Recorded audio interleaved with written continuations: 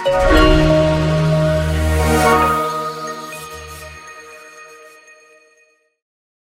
assalamualaikum warahmatullahi wabarakatuh. Alhamdulillah hamdan katsiran thayyiban mubarakan fih kama yuhibbu rabbuna wa yarda. Asyhadu an la ilaha illallah wahdahu la syarikalah wa asyhadu anna Muhammadan abduhu wa rasuluh alladzi la nabiyya ba'dah, amma ba'du. Allahumma salli ala Muhammad wa ala alihi wa ashabihi wa man tabi'ahu bi ihsanin ila yaumiddin. Allahumma la sahla illa ma ja'altahu sahla wa anta taj'alul hazna idza syi'ta sahla. Alhamdulillah, puji dan syukur kita panjatkan kehadirat Allah Subhanahu wa taala di malam hari ini. Allah pertemukan kita di malam hari ini, Allah kumpulkan kita. Mudah-mudahan setiap apa yang kita lakukan pada malam hari ini menjadi amal soleh bagi kita semua yang kelak akan menjadi pemberat timbangan amal kebaikan kita. Saya manggilnya apa ini? Akang Teteh? Bapak Ibu atau apa? Bebas? Ya baik. Akang Teteh yang dirahmati Allah Subhanahu wa taala, di dalam surat Fatir ayat 37 Allah Subhanahu wa taala menggambarkan ada orang-orang yang mereka masuk ke dalam neraka, wahum yastarikhuna fiha, dan mereka berteriak di dalam neraka itu, Rabbana, kata mereka, ya Allah, Rabbana, wahai Tuhan kami, akhrijna, keluarkanlah kami. Jadi orang-orang yang disiksa di dalam neraka, mereka minta kepada Allah, akhrijna, keluarkan kami. Kang, kenapa mereka minta dikeluarkan dari neraka? Pasti kalau kita berpikir apa? Panas. Nah, ya karena pedih dengan siksaannya, kan begitu. Kalau kita lihat di dalam surat Fatir ayat 37 ini, bagaimana Allah Subhanahu wa taala memberikan gambaran kepada kita, mereka minta dikeluarkan dari neraka, akhrijna, keluarkan kami. Kenapa? Na'mal solihan. Ya. Jadi mereka minta dikeluarkan neraka, na'mal solihan, kami ingin mengerjakan amal solih. Jadi ternyata mereka minta dikeluarkan dari neraka itu karena apa? Karena ingin mengerjakan amal solih. Ghairal ladzi kunna na'mal, yang dulu ketika di dunia itu tidak kami kerjakan amal itu. Maka Allah kemudian menjawab, awalam nu'ammirkum, bukankah dulu kami sudah memanjangkan usia kalian?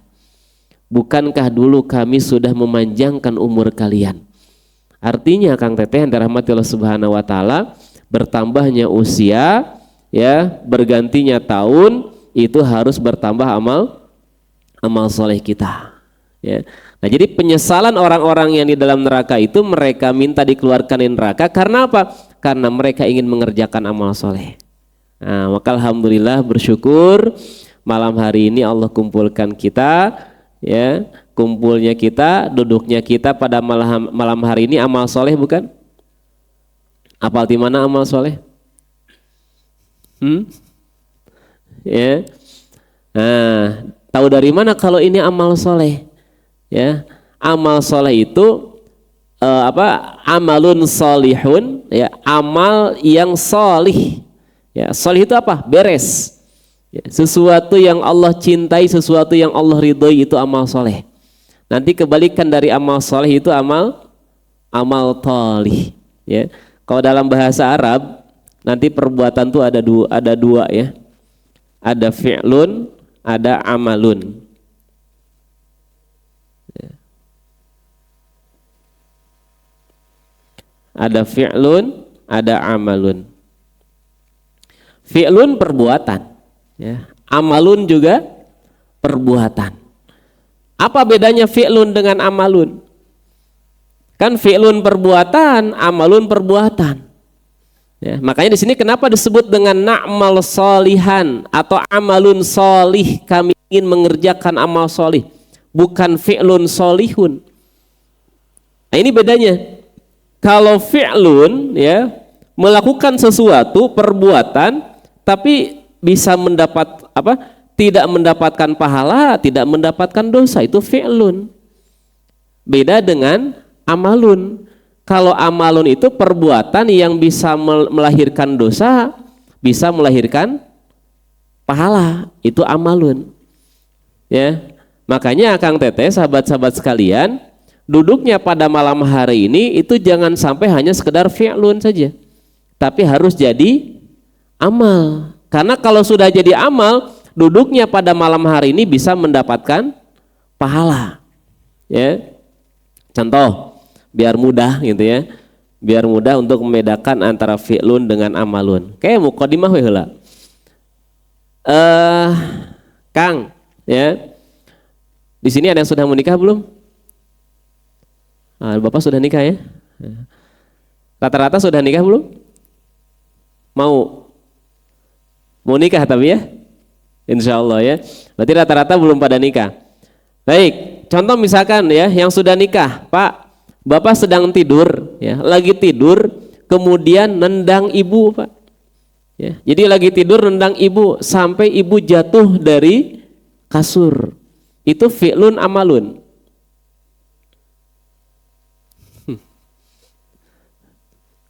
Fi'lun amalun.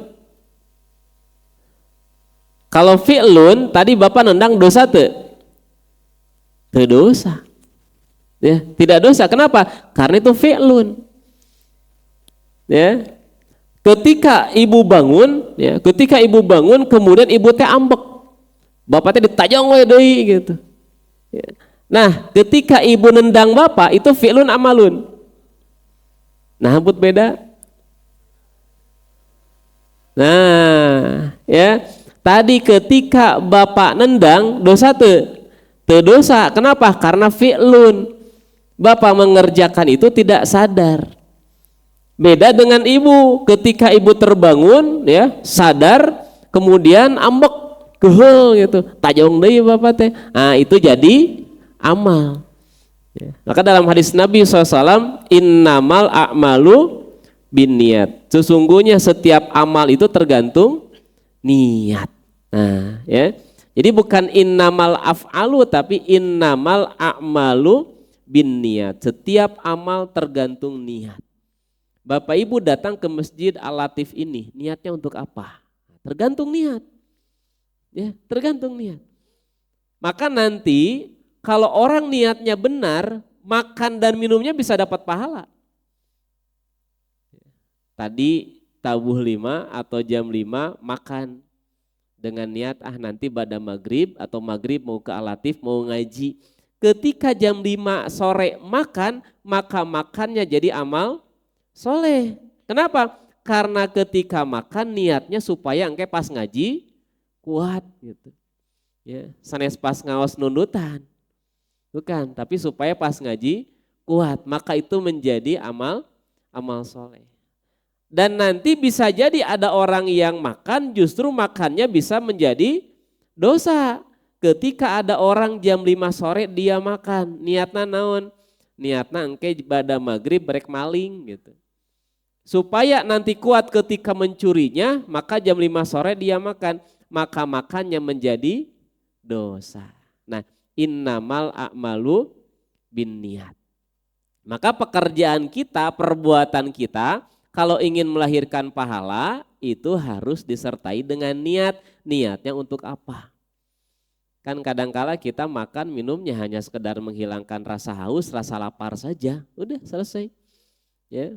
Padahal kalau kita niatkan makannya supaya nanti kuat ibadah, supaya kuat mencari ilmu, maka makan dan minumnya menjadi amal soleh. Ini ya Bapak Ibu, sahabat-sahabat sekalian. Baik,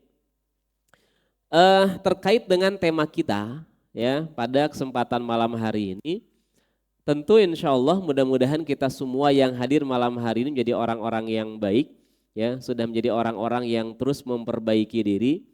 Ya, dan bahkan kita berharap menjadi orang-orang yang solih.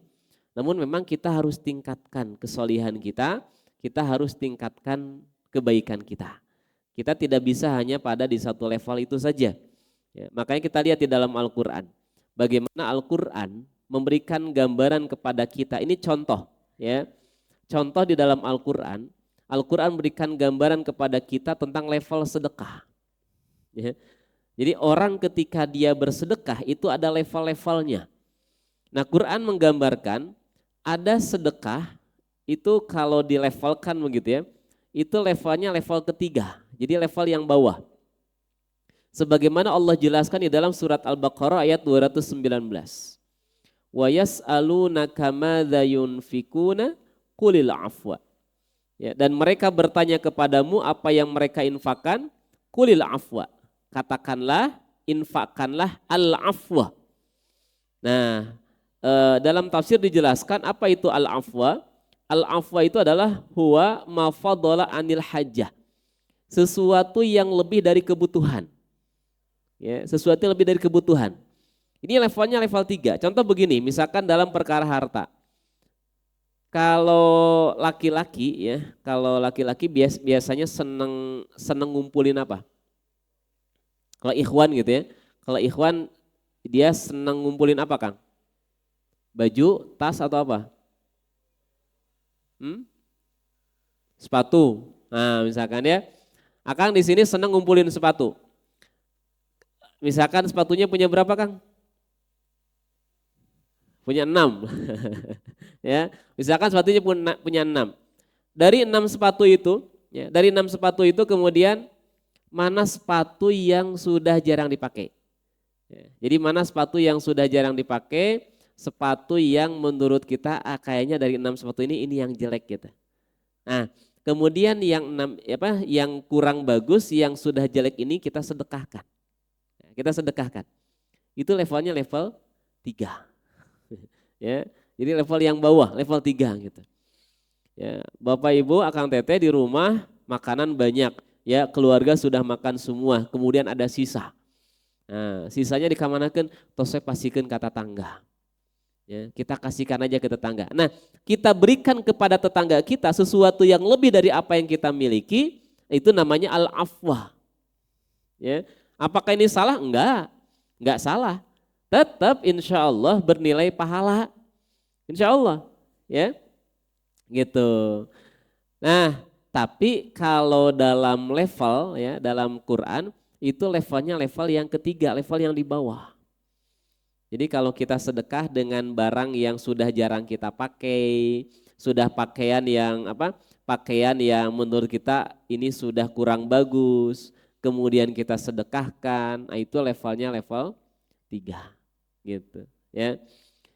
Nah, ada yang kedua, levelnya level naik, ya, naik. Ini levelnya level 2. Allah gambarkan dalam surat Ali Imran ayat 92. A'udzubillahi minasyaitonirrajim.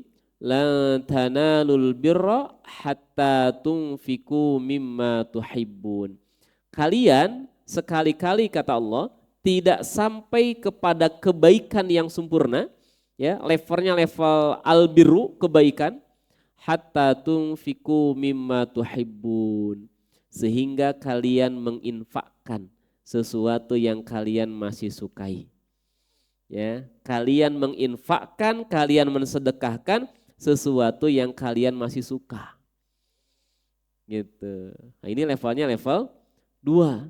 Jadi kalau tadi mah 6 sepatu ya, Akang punya 6 sepatu, ini sepatu yang kurang bagus, yang sudah kurang bagus kemudian kita sedekahkan, itu levelnya level 3. Ini naik level 2 ketika sedekahnya itu dengan sesuatu yang kita masih suka. Di sini misalkan ada yang seneng goes, sepedanya dia punya 3.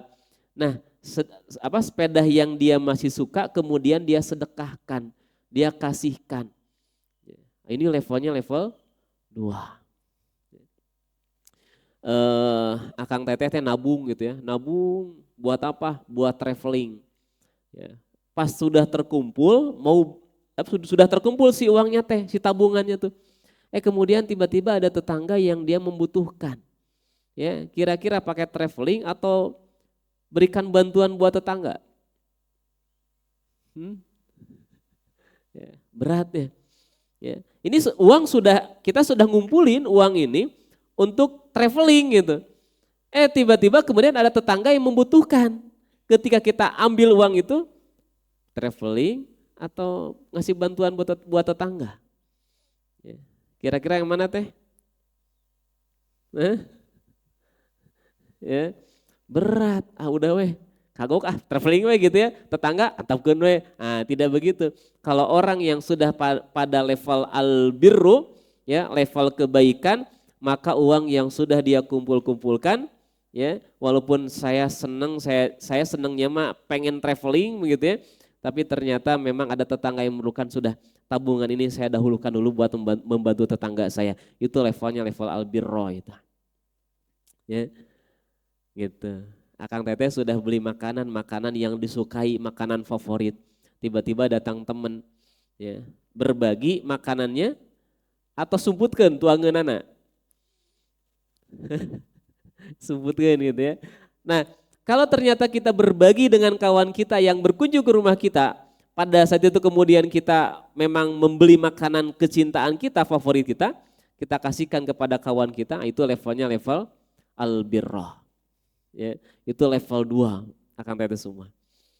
Nah, nanti ada levelnya level yang paling tinggi, ini level yang pertama Allah gambarkan dalam surat Ali Imran ayat 92. Bukan Ali Imran, surat Al-Hasyr, ya, surat Al-Hasyr. Wa yu'thiruna ala anfusihim walau kana bihim khasasah. Ya.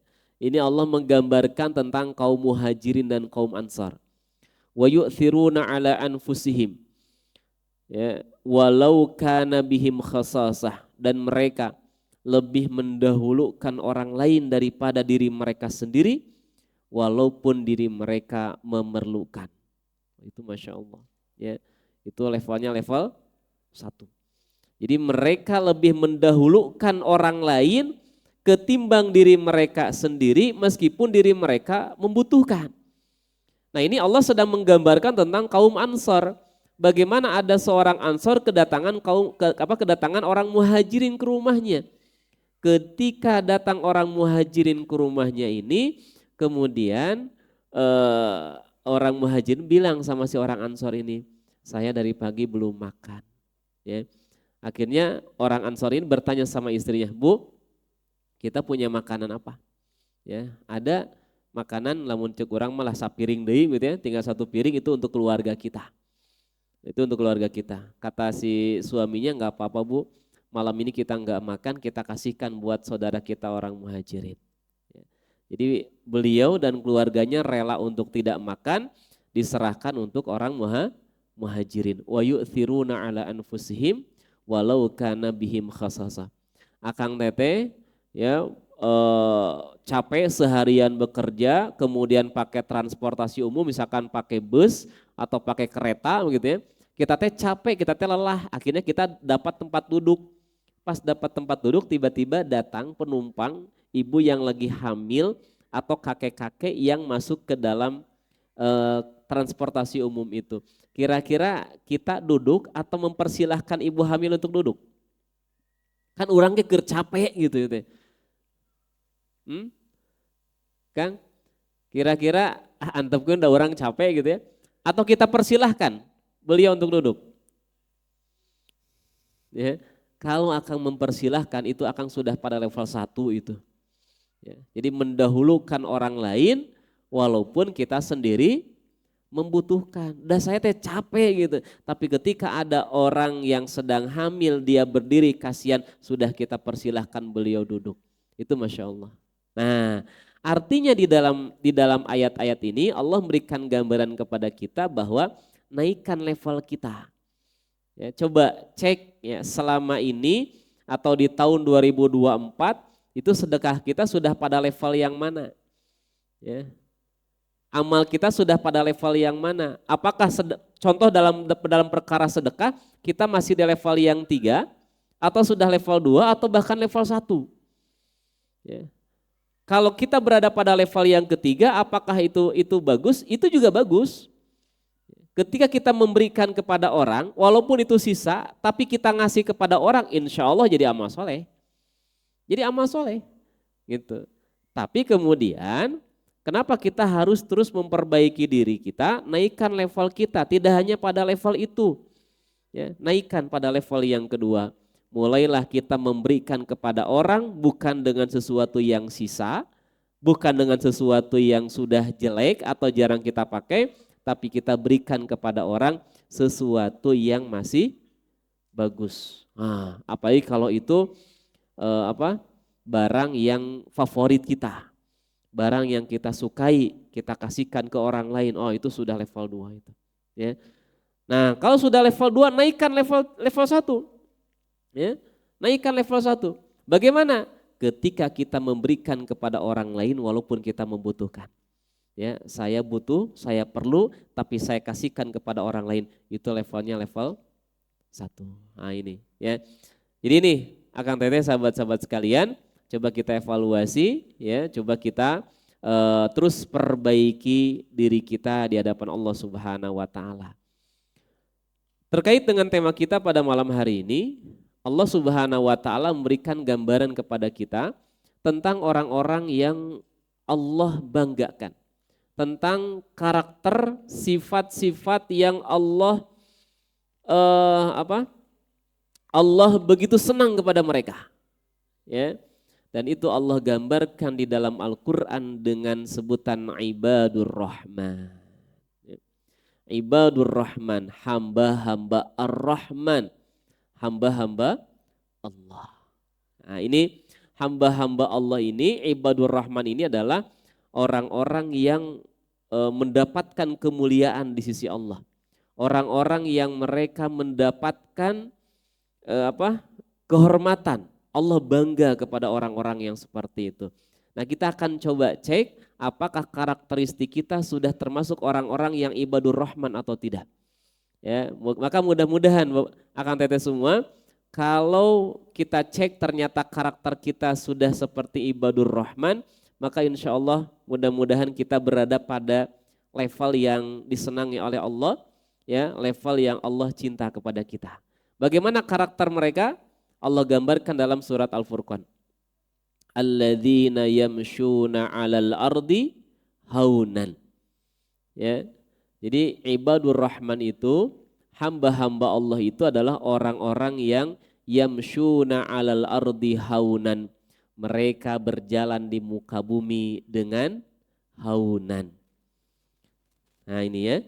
Jadi mereka berjalan di muka bumi dengan haunan. Apa itu haunan? Kalau di Quran terjemah apa?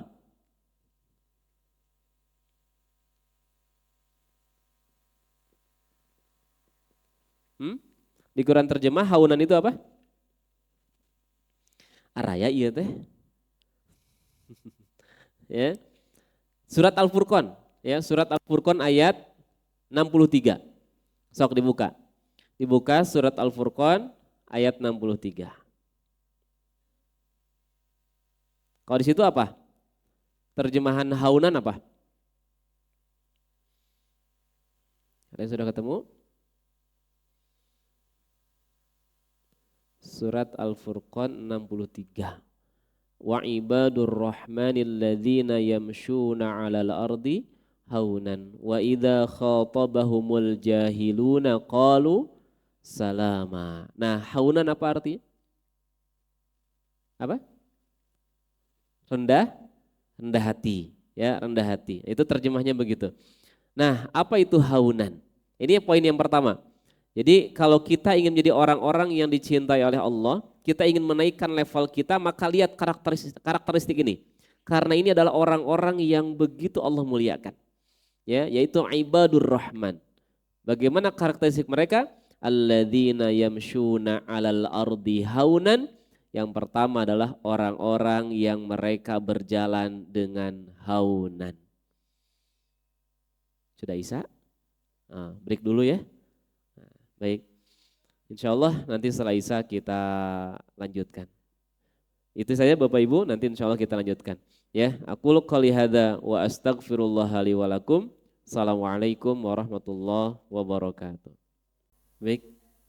Bismillahirrahmanirrahim. Alhamdulillahirabbil alamin wa bihi nasta'inu ala umuri dunya waddin.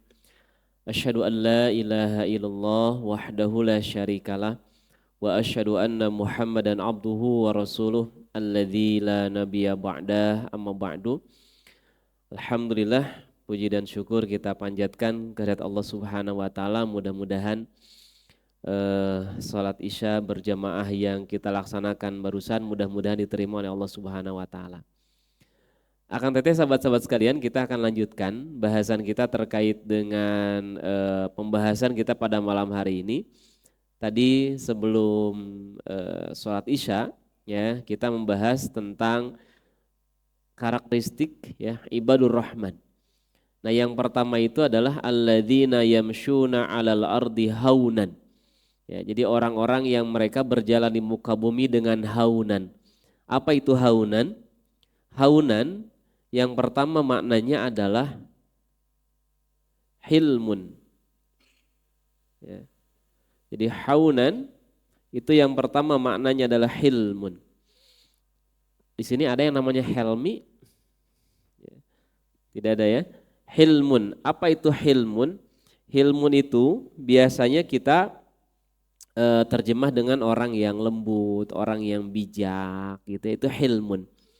Nah, jadi hilmun itu sebenarnya kebalikan dari godban. Syukran.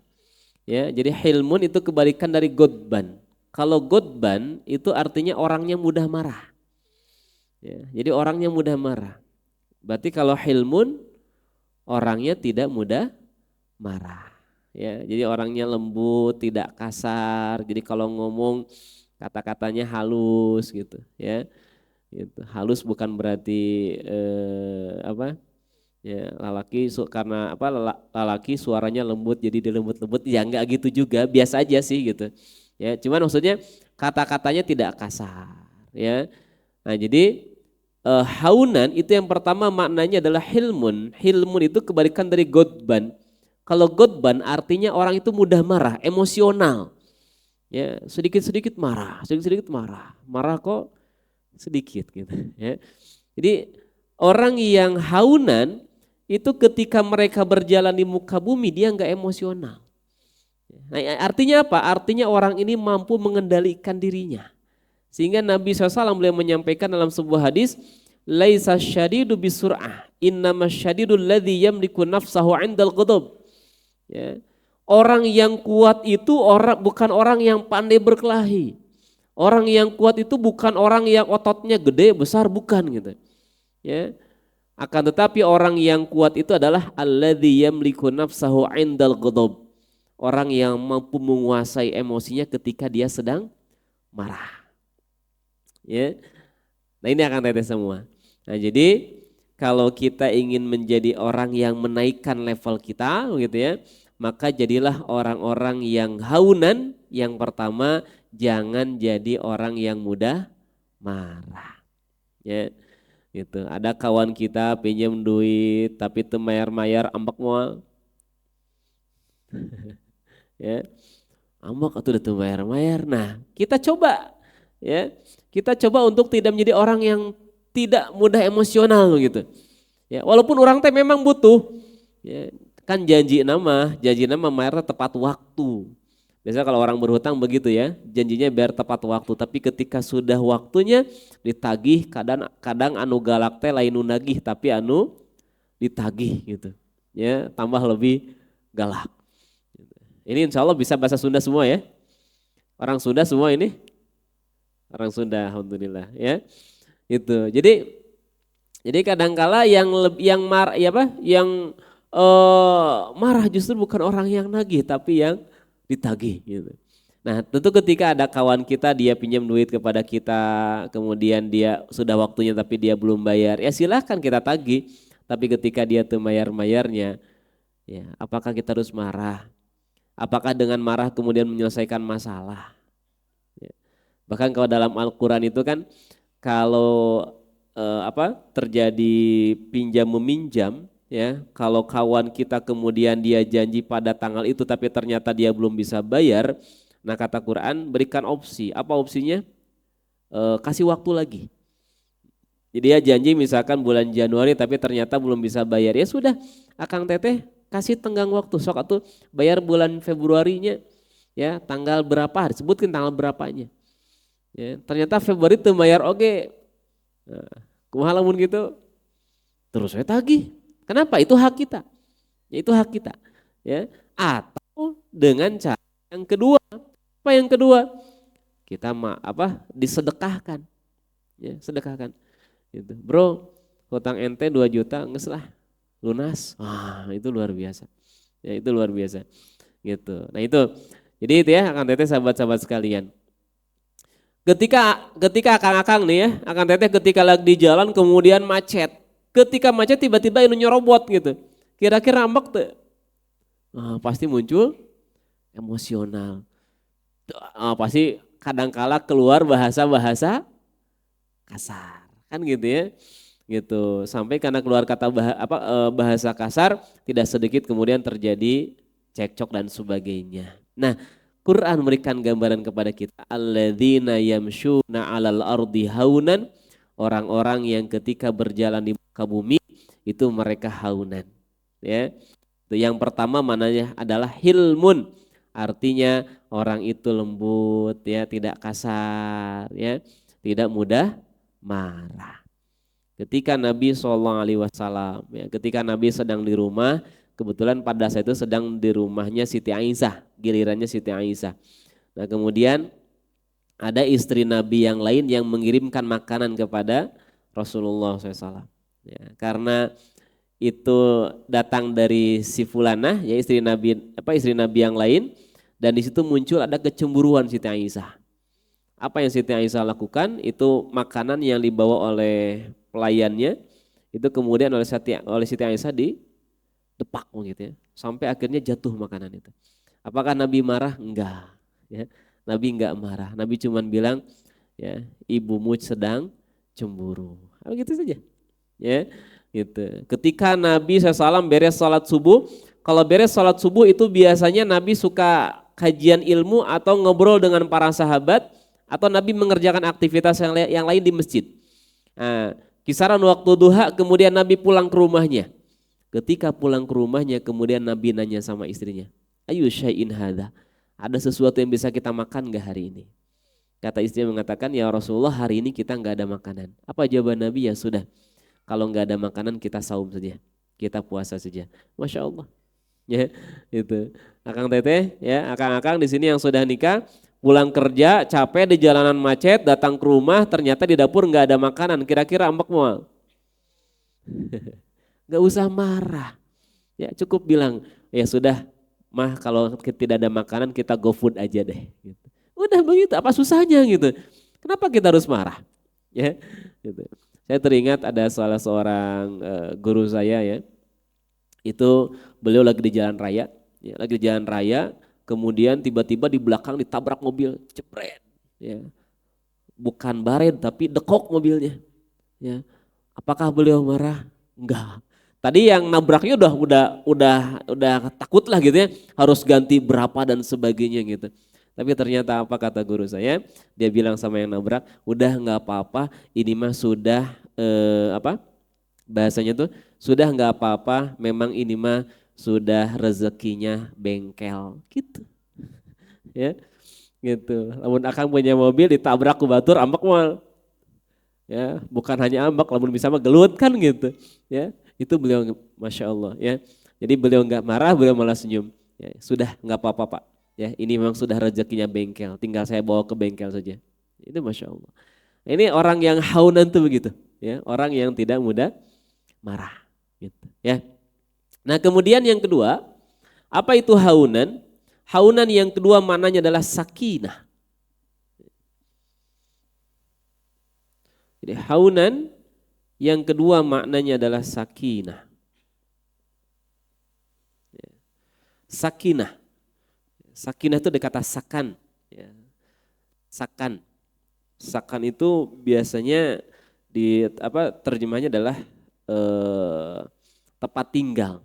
Ya, jadi sakinah itu artinya ketenangan. Jadi orang yang haunan, orang yang berjalan di muka bumi dengan haunan, itu maknanya sakinah itu artinya dia tenang, tidak terburu-buru, tidak tergesa-gesa. Makanya dalam sebuah hadis Nabi SAW menyampaikan al-ajalatu minasyaiton, tergesa-gesa itu termasuk perbuatan setan. Ya. Ketika Bapak Ibu akang teteh misalkan ya, di lembaga atau di perusahaan, ya misalkan ada sesuatu permasalahan, ada sesuatu yang harus diputuskan. Nah, maka jangan tergesa-gesa. Coba kaji dulu, coba teliti dulu, ya lakukan penilaian-penilaian, kemudian putuskan. Nah itu sakinah. Ya. Ketika di rumah tangga kita ada konflik, ada masalah, maka coba pelajari dulu, ya. Kemudian setelah pelajari ambil solusinya. Itu orang sakinah. Ya, karena kalau dia tidak sakinah, ya, itu biasanya akan muncul apa? Justru masalah baru. Ya. Jadi ketika dia menghadapi sebuah masalah, dianya nggak tenang, tergesa-gesa, terburu-buru gitu. Itu justru muncul masalah yang baru. Nah maka di dalam surat Al-Furqan ini Allah memberikan gambaran kepada kita bahwa ibadur rahman, hamba-hamba Allah itu, mereka adalah orang-orang yang memiliki kualitas yang luar biasa. Nah Allah gambarkan cukup dengan satu kalimat, haunan. Ya, haunan. Tapi ternyata haun itu maknanya adalah hilmun, artinya orang yang gak mudah marah, orangnya tidak emosional gitu. Ya. Kemudian yang kedua, haunan itu maknanya sakinah, tenang ya dalam mengambil keputusan tuh kalem walaupun tetap dia ambil keputusan itu ya ketika ada permasalahan ada konflik dia pelajari kemudian dia ambil solusinya tidak kemudian tergesa-gesa tidak terburu-buru ya, kadangkala kalau kita mengambil sebuah keputusan terburu-buru justru kadangkala ada keputusan yang kurang tepat ya kurang tepat gitu. Nah ini ya akan teteh sahabat-sahabat sekalian. Nah kemudian yang ketiga apa makna haunan? Nah ini sesuai dengan yang terjemah, ya, yaitu at-tawadhu' atau tawadhu'. Ya. Apa arti tawadhu'? Tawadhu' itu kebalikan dari al-kibru. Ya. Kalau al-kibru itu artinya sombong. Nah, kalau tawadhu' orangnya tidak sombong. Ini bahasa Arab ya, tawadhu' bukan bahasa Sunda. Karena kalau bahasa Sunda itu dibacanya tawadu. Naon tara mawa duit. Ya, ente mah menit tawadu, nah maksudnya tara mawa duit gitu. Ya, ini tawadu pakai ain. Ya, tawadu. Nah itu ya. Jadi tawadu orangnya tidak sombong. Jadi alladzina yamshuna 'alal ardi haunan orang-orang yang mereka berjalan di muka bumi dengan haunan, haunan di situ maknanya adalah kebalikan dari al-kibru.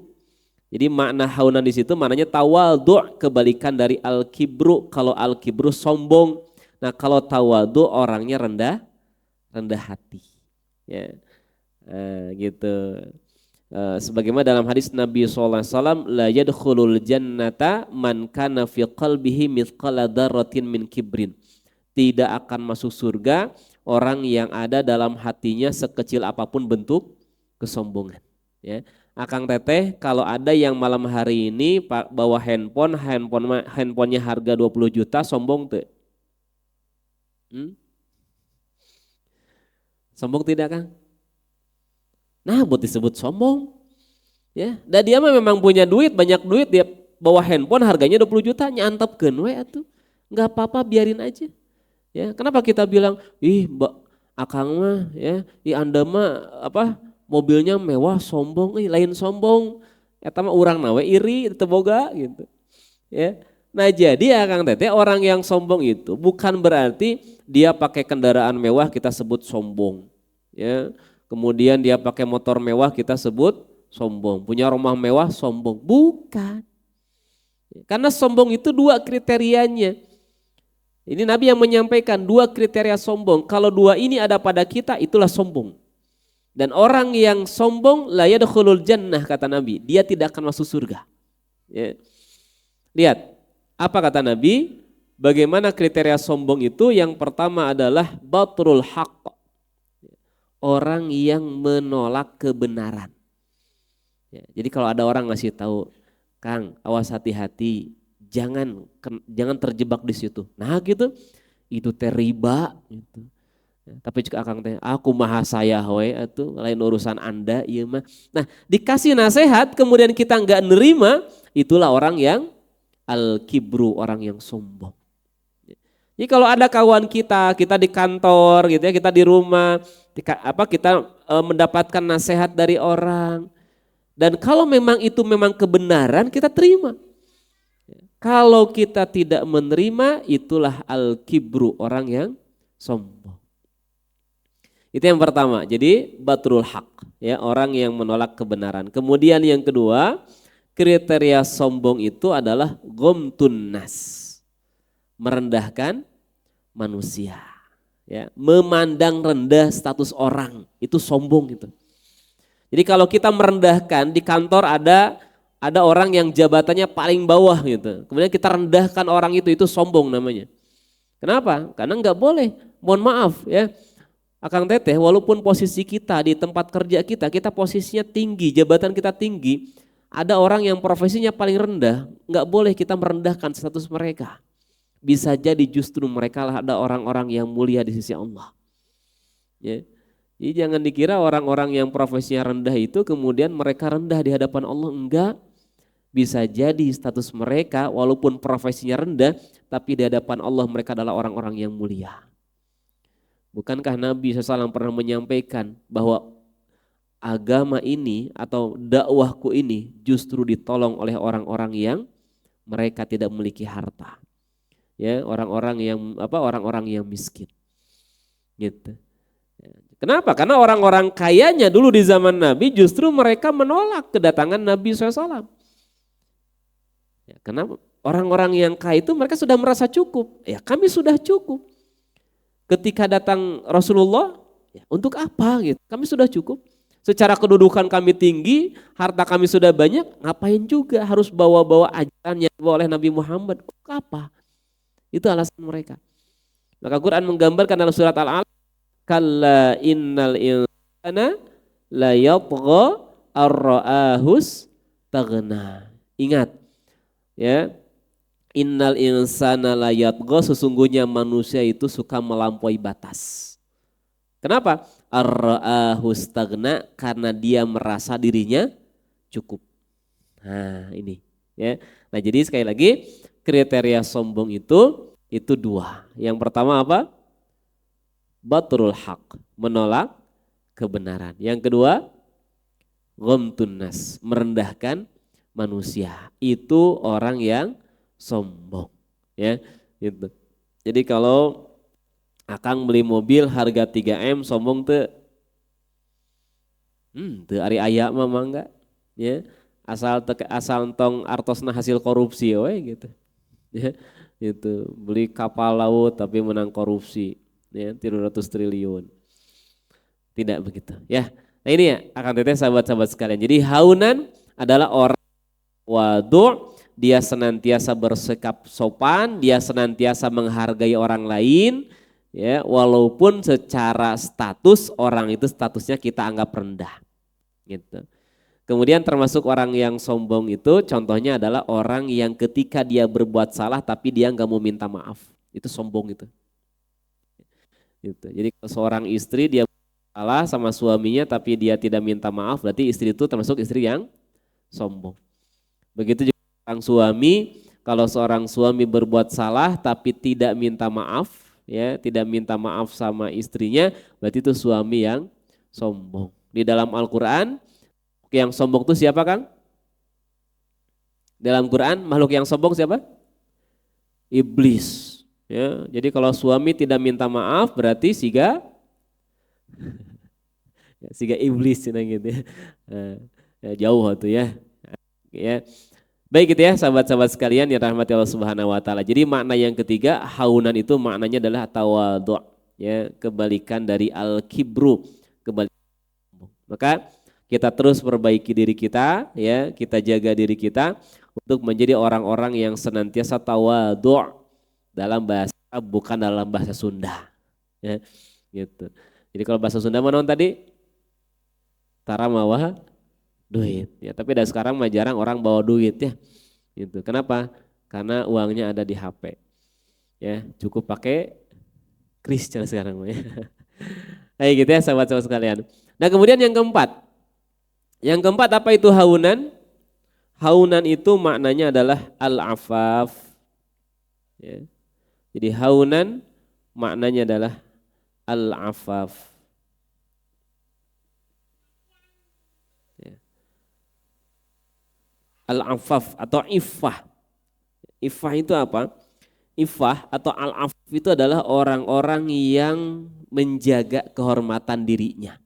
Jadi orang-orang yang senantiasa menjaga kehormatan dirinya. Atau al-afaf itu adalah orang yang menjaga dirinya dari perkara yang syubhat. Ini luar biasa. Jadi alladzina yamshuna 'alal ardi haunan, ini karakteristik hamba-hamba Allah adalah mereka yang ketika berjalan di muka bumi al-afaf. Kenapa? Mereka menjaga diri dari perkara yang syubhat.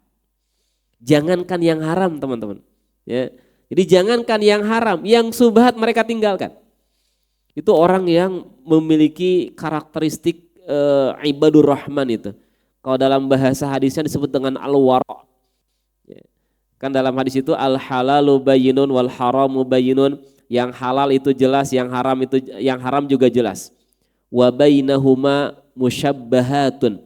Namun di antara perkara yang halal dan yang haram ada perkara yang syubhat. Ya, perkara yang syubhat. Nah, banyak dalam hadis tersebut banyak orang yang terjebak dengan perkara yang syubhat ini. Apa contoh yang syubhat, Kang? Contoh yang syubhat Akang Teteh datang ke kantor, kemudian di meja aya bala-bala jeung leupeut. Ya. Bala-bala jeung leupeut di meja kantor kita itu halal haram. Akang Teteh datang ke kantor, terus di meja ada bala-bala jeung leupeut begitu. Itu halal haram. Syubhat. Nah, but syubhat. Nu saha eta cobi? Yang siapa itu? Kan belum jelas, ya. Maka perjelas dulu ini punya siapa, untuk siapa. Ya, jangan main makan wae kan gitu. Belum jelas kepemilikannya. Atau misalkan di kantor ada kulkas, tiba-tiba di kulkas ada makanan. Itu halal haram. Itu syubhat, belum jelas punya siapa. Kecuali kalau memang di kantornya sudah ada fatwa, non fatwana, setiap ada makanan di kulkas halal. Itu fatwa, boleh itu mah. Ya, lamun aya fatwa gitu. Ya, kayak kami di kantor begitu. Ya, kan itu kulkas umum ya. Jadi kulkasnya di DKM. Nah, itu kalau ada makanan di kulkas berarti halal. Ya, sudah ada fatwa itu.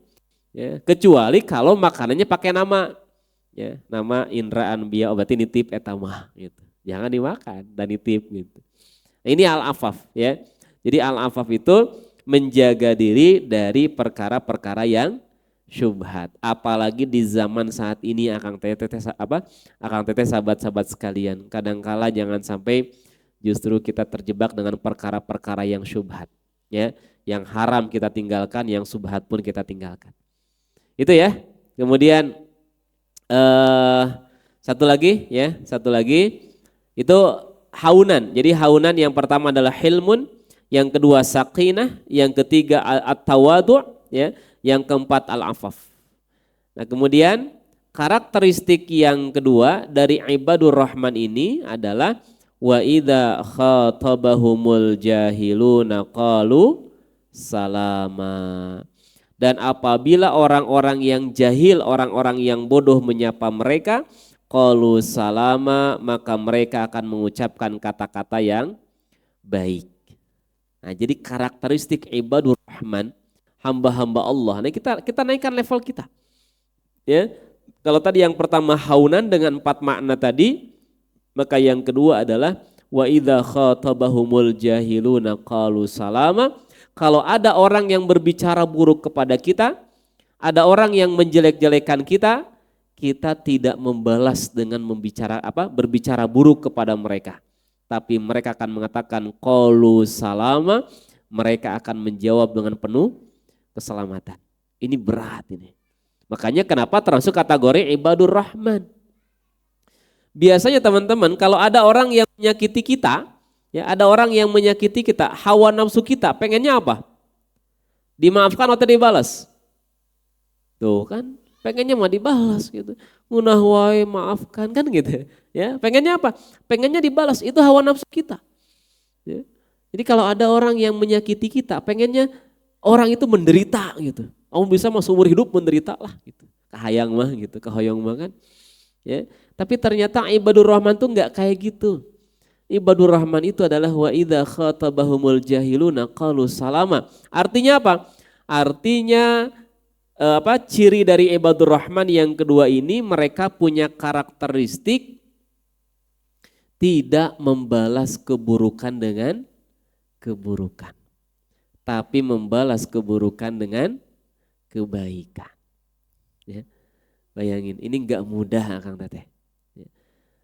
Kalau kita berbuat baik kepada orang yang baik kepada kita, itu wajar.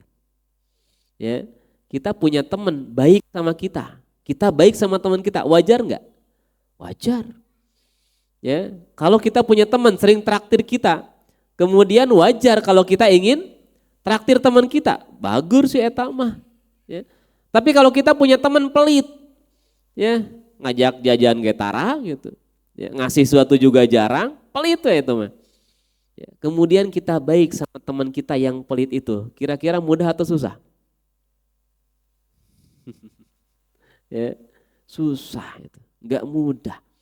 Ya, membalas keburukan orang dengan kebaikan itu bukan perkara yang mudah, tapi itulah ibadur rahman, itulah karakteristik hamba-hamba Allah. Ya, ada orang yang menyakiti kita, tapi kemudian kita balas dengan doa yang baik, itu bukan perkara yang mudah, itu ya, berat. Ya, tapi bisakah kita pada level itu? Harus bisa. Kalau kita mau menaikkan level. Kalau orang berbuat buruk kepada kita, kemudian kita buruk kepada orang itu, naon bedana atuh urang jeung si eta? Ya. Tapi kalau kita ingin menaikkan level, dia berbuat buruk kepada saya baik kepada dia, itu naik level itu. Kita punya tetangga pelit, ya, punya tetangga pelit. Satu saat kemudian kita punya rezeki berbagi sama tetangga kita yang pelit, itu dahsyat, itu luar biasa. Ya. Gitu. Nah ini sahabat-sahabat sekalian, dulu di zaman Rasulullah, Abu Bakar As-Siddiq itu punya kayak semacam anak asuh lah, ya. Jadi anak asuh yang dibiayai oleh Abu Bakar As-Siddiq. Untuk biaya pendidikannya, biaya makannya itu oleh Abu Bakar dibiayai. Satu ketika kemudian terjadi peristiwa kan, ada peristiwa yang kita kenal dengan haditsul ifki, ya, berita bohong tentang perselingkuhannya Siti Aisyah dengan seorang anak muda namanya Sofwan bin Mu'attal. Itu fitnah yang menimpa Siti Aisyah. Artinya karena itu menimpa Siti Aisyah, berarti menimpa keluarganya Abu Bakar As-Siddiq. Nah, si orang ini namanya Mistah, ya. Si Mistah ini justru menjelek-jelekan Siti Aisyah dan keluarga Abu Bakar. Jadi menjelek-jelekan. Padahal si Misto ini orang yang makannya ditanggung oleh Abu Bakar, pendidikannya juga dibiayai oleh Abu Bakar. Tapi ketika ada salah satu keluarga Abu Bakar ditimpa fitnah, ya, ditimpa fitnah yang luar biasa, ini si Misto malah ikut-ikutan. Ngagogoreng Siti Aisyah, menjelek-jelekan keluarganya Abu Bakar. Kira-kira Kang Teteh kalau punya anak asuh kayak gitu dikumahakeun? Pada dogo aja gitu. Ya, bayangin coba. Maka Abu Bakar juga wajar manusia kan? Abu Bakar juga manusia. Dipanggil oleh Abu Bakar. Kadia Mistah, sini. Muncul orang mau tulus tunjung. Mau tulus tunjung teh. Ya, kamu ini enggak tahu malu ya. Gitu ya. Akhirnya kata Abu Bakar, mulai saat ini saya berhenti. Nah, gitu ya. Saya berhenti berbuat kebaikan kepada Anda.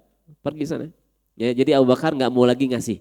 Ya, tidak mau lagi memberikan bantuan kepada Mistah. Nah, peristiwa ini terdengar sampai ke telinga Rasulullah SAW. Ya, kemudian Nabi menemui Abu Bakar. Apa kata Nabi? Abu Bakar, boleh kamu kesal sama Mistah. Boleh kamu kesal sama Mistah. Tapi kesalmu sama Mistah, kamu sama Mistah, jangan menghentikan kebaikanmu kepada orang itu. Bayangin coba. Ya.